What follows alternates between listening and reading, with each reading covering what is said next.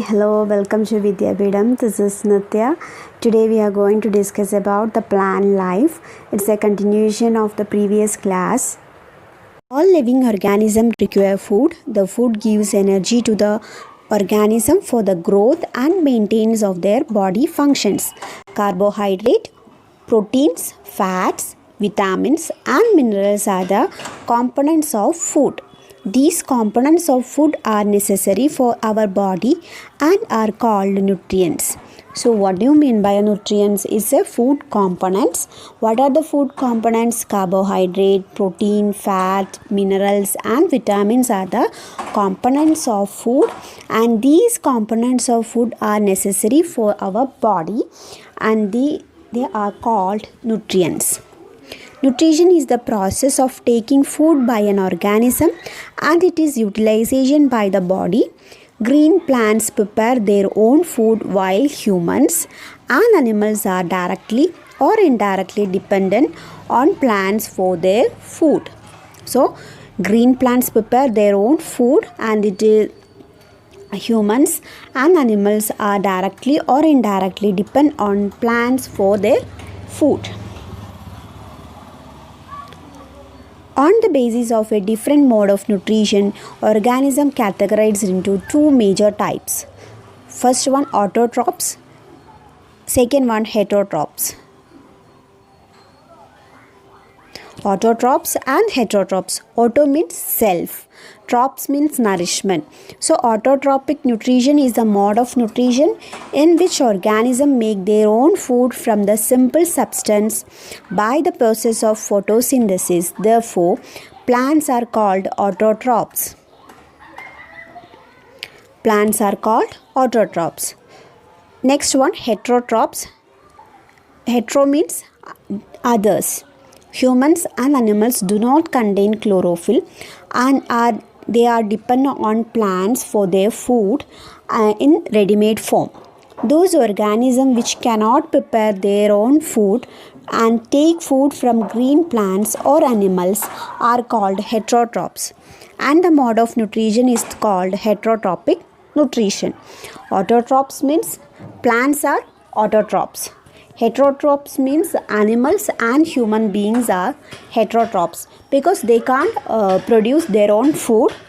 They always directly or indirectly depend for plants for their food. So animals and human beings are heterotrophs. Plants are autotrophs because they produce their own food.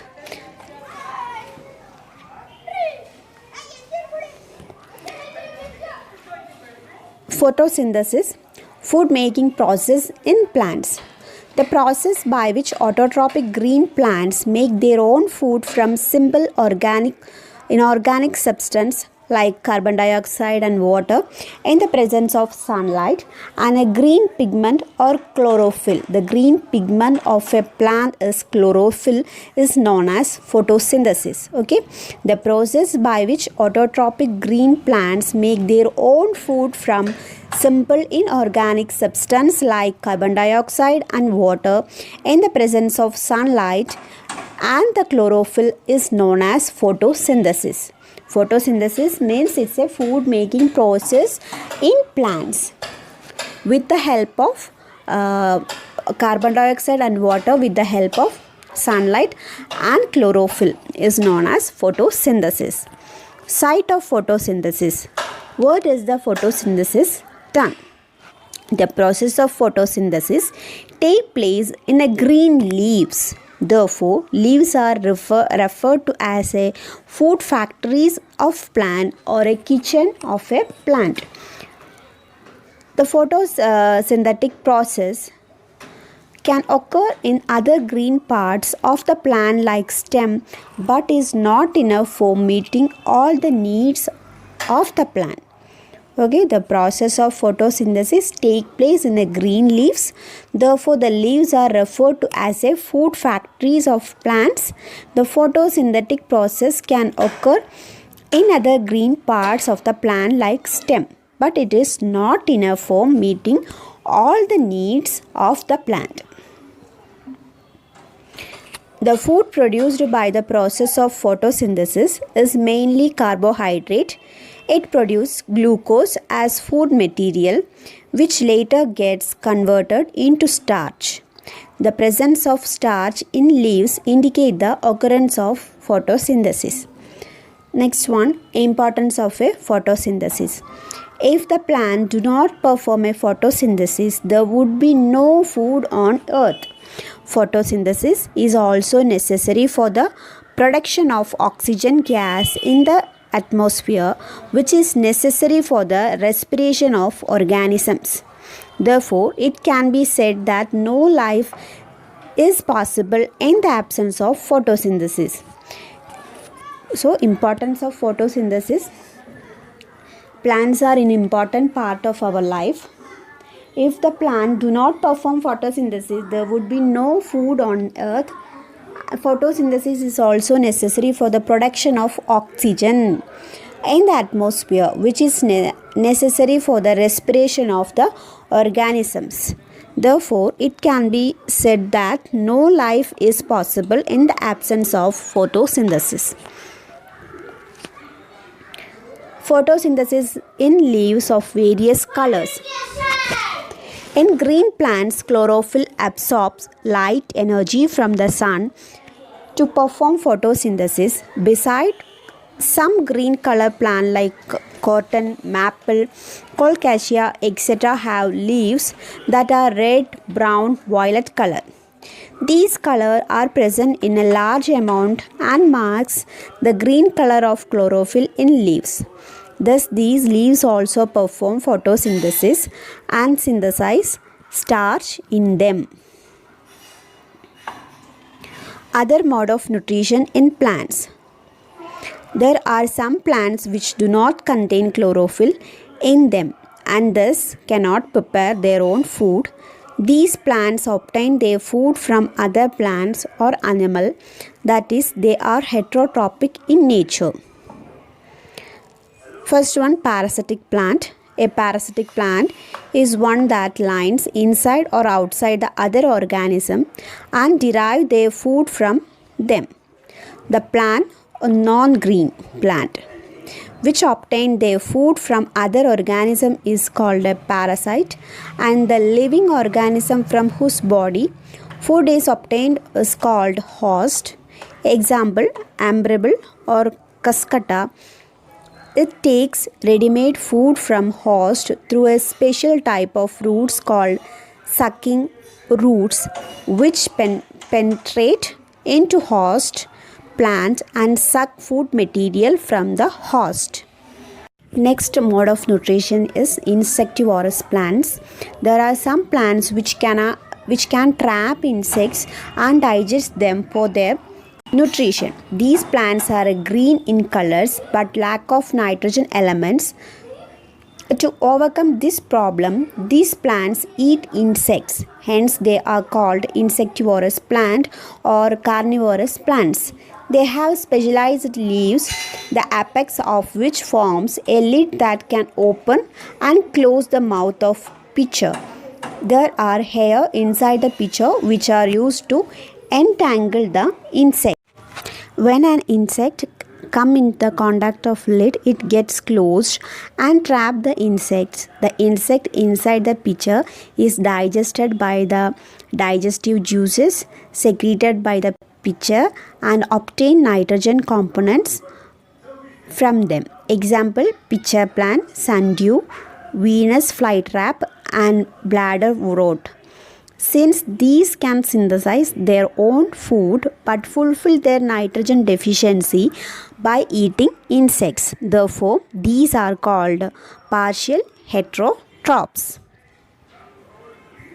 Next one, saprophytic plants. The mode of nutrition in which organisms take their nutrients from dead and decaying matter is called saprophytic nutrition. Plants which use the saprophytic mode of nutrition are called saprotrophs. Example, fungi like mushroom are non-green plants that grow on the dead and decaying matter for their food. Bread molds and yeast are the saprophytic plants. Saprophytic plants are also heterotrophs, feed on dead and decaying matter. For example, fungi like mushroom. Okay. Next one, symbiotic plants.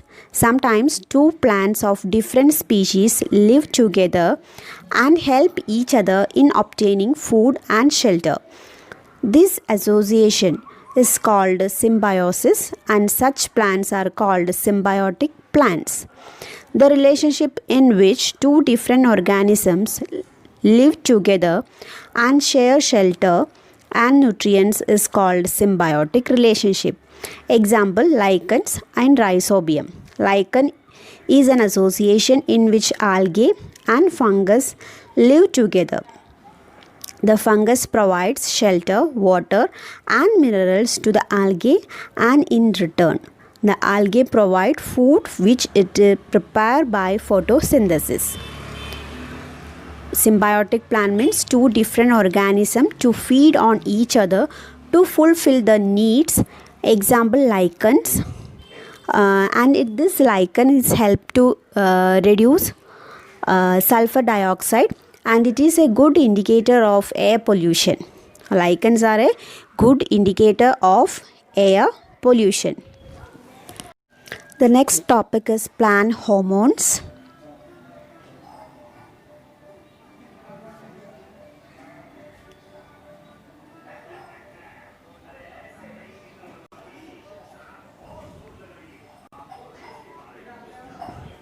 Okay.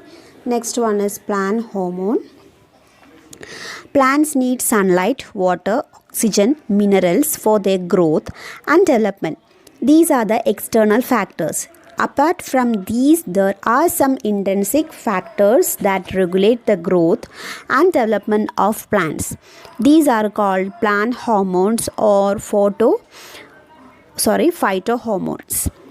Plant hormones are chemical components present in very low concentration in plants. They are derivatives of indole, that is auxins, terpenes, that is gibberellins, adrenaline or cytokinins. Next one, carotenoids, that is abscisic acid, and gases, that is ethylene. These hormones are produced in almost all parts of the plants and are transmitted to various parts of the plant. What are the main functions of a plant hormone? Plant hormones control all the growth and development activities like cell division, enlargement, flowering, seed formation, dormancy, and abscission. Based on their action, plant hormones are categorized into two categories. First one, plant growth promoters, and second one, plant growth inhibitors. Hormones play an important role in the process like vernalization, phototropism, seed germination, dormancy, etc., along with the extrinsic factors. Synthetic plant hormones are exogenously applied for the controlled crop production. Next one is auxin hormone. Auxin means to grow. They are widely used in agriculture and horticulture practices. They are found in growing a species of roots and stems and then migrate to other parts to act. That is a growth promoter hormone. It synthesized at shoot tip, help to the cells and to grow longer. That is auxin hormone. Its functions of auxin hormone is cell elongation and stem and roots. Then it helps to in cell division and xylem differentiation. Next one is gibberellins hormone. They are found in higher plants and fungi.